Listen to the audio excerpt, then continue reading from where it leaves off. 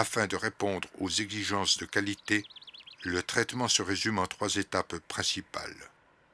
Le traitement mécanique, les traitements biologiques et chimiques, et finalement, le traitement des boues, qui sont un sous-produit du traitement biologique. Tout d'abord, l'eau est relevée par les vis d'Archimède. Puis, dans une première phase, elle traverse ce qu'on appelle un dégrilleur grossier.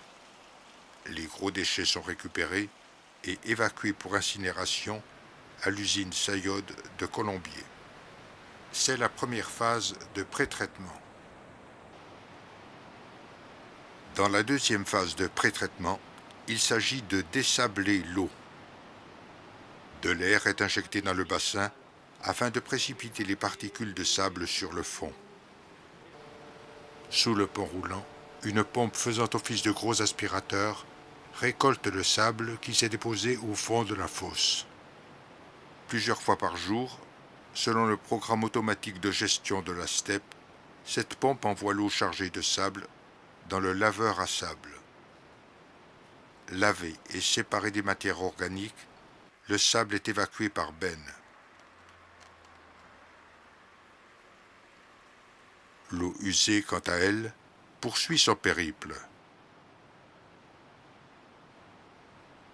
À la sortie de la séquence de dessablage, elle est à nouveau tamisée, mais plus finement cette fois-ci.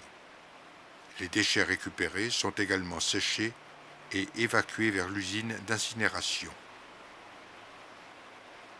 En moyenne, ce sont 9000 m3 d'eau qui sont traités quotidiennement. Mais ces quantités peuvent cependant varier de 3000 m3 par temps sec à 24 000 m3 en période de pluie. La troisième étape du pré-traitement est la décantation dite primaire, qui s'effectue dans 2 grands bassins à ciel ouvert.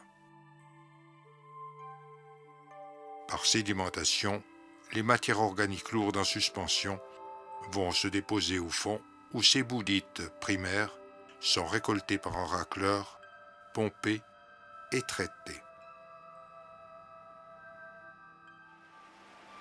L'eau, un peu plus claire encore, va maintenant aborder la deuxième étape, le traitement biologique.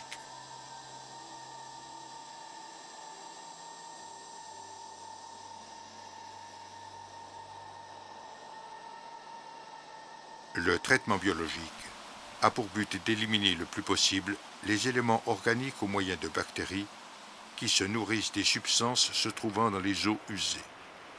C'est en quelque sorte la nature elle-même qui se charge de cette épuration. La seule intervention destinée à faciliter la prolifération naturelle de ces bactéries est une injection d'air dans l'eau au moyen de grosses soufflantes. Cela permet une accélération du processus naturel de dépollution et une augmentation considérable des rendements. Cette technologie de pointe dite par culture fixée ou biofiltration consiste à faire couler l'eau à travers des filtres en nid d'abeilles sur lesquels se sont précisément fixées les bactéries qui détruisent les substances organiques.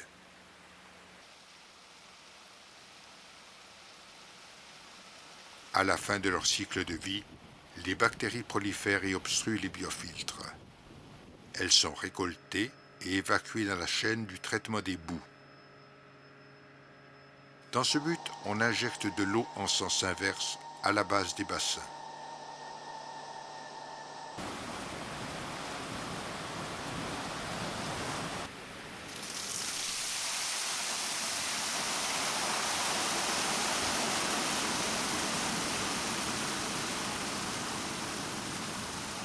Encore trop liquides, les boues passent par le décanteur lamellaire et sur une table d'égouttage pour séparer l'eau de l'élément solide.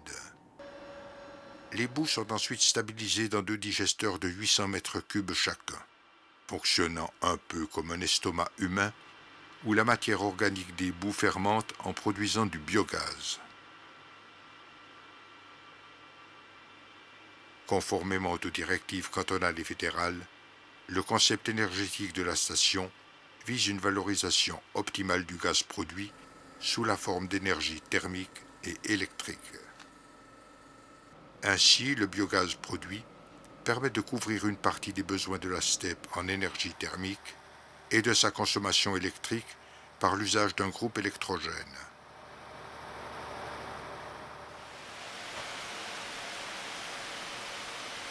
Les boues sont, pour une part, déshydratées dans la presse à bande, puis entreposées dans les 4 cellules extérieures. Revenons à l'eau pour son dernier traitement.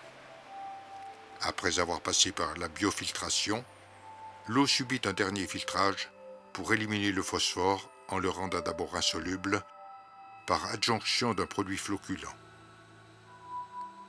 Puis en filtrant l'eau à travers une couche de 1,20 m de schiste expansé et une couche de 60 cm de sable de quartz.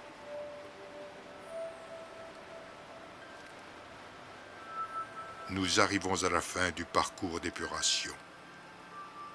L'eau est déversée dans l'étang qui est aménagé de manière naturelle pour lui permettre une dernière réoxygénation avant d'être rendue au sillon. Ce parcours, nous l'avons vu, est complexe. Sa gestion automatisée fait appel à des techniques très sophistiquées et informatisées.